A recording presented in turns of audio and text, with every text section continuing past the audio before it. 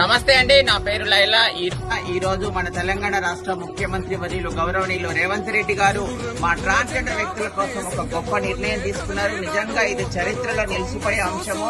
ఏంటిదంటే ఇప్పుడు జరగబోయే మున్సిపల్ ఎలక్షన్లలో మా ట్రాన్స్జెండర్ వ్యక్తులను కోఆప్షన్ సభ్యులుగా తీసుకోవాలని, నామినేటెడ్ గా తీసుకోవాలని రేవంత్ రెడ్డి గారు ఈ నిర్ణయం తీసుకోవడం నిజంగా గొప్ప వరం మాకు. గతంలోనే మాకు గవర్నమెంట్ ఉద్యోగం, ట్రాఫిక్ వాలంటీర్లుగా, మెట్రోలో ఎంప్లాయ్మెంట్ గా, అట్లాగే ఇందిరమ్మ ఇళ్లలో కానివ్వండి, గవర్నమెంట్ స్కీమ్లలో కానివ్వండి, ఉచిత బస్సు సౌకర్యం లాంటి ఎన్నో అవకాశాలు కల్పించి మా ట్రాన్స్జెండర్ వ్యక్తులను గౌరవంగా బ్రతకడానికి అవకాశం కల్పించింది ఈ ప్రభుత్వం. ఇప్పుడు ఈ గొప్ప చారిత్రాత్మక నిర్ణయాన్ని తీసుకొని మమ్మల్ని కూడా చట్టసభలలో కూర్చోబెట్టుకొని మా అంశాల పట్ల మేమే మాట్లాడుకునేలాగా, సమాజ సేవ చేసేలాగా అవకాశం కల్పిస్తున్నటువంటి రేవంత్ రెడ్డి గారికి మేము జీవితాంతం రుణపడి ఉంటాము. తెలంగాణలో ఇది గొప్ప అవకాశంగా మేము ఫీల్ అవుతున్నాం. తెలంగాణలోనే కాదు, ఇది టోటల్ ఇండియాలోనే కూడా ఇది మొదటి అవకాశం అని మేము అనుకుంటున్నాం.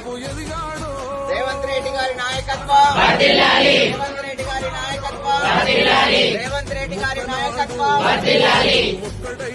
ట్రాన్స్జెండర్ వ్యక్తుల జీవితాలను మారుతున్న రేవంత్ రెడ్డి గారి నాయకత్వం, రేవంత్ రెడ్డి గారి నాయకత్వం. రేవంత్ రెడ్డి గారు మా ట్రాన్స్జెండర్ వ్యక్తులకు ఇచ్చినటువంటి గొప్ప అవకాశాన్ని పురస్కరించుకొని తెలంగాణ రాష్ట్రంలో ఉన్నటువంటి మా ట్రాన్స్జెండర్ వ్యక్తులందరం కూడా చాలా సంబరాలు జరుపుకుంటున్నాము.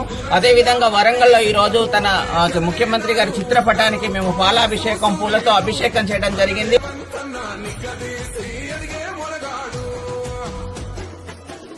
రేవంత్ రెడ్డి గారి నాయకత్వం, రేవంత్ రెడ్డి గారి నాయకత్వం, రేవంత్ రెడ్డి గారి నాయకత్వం.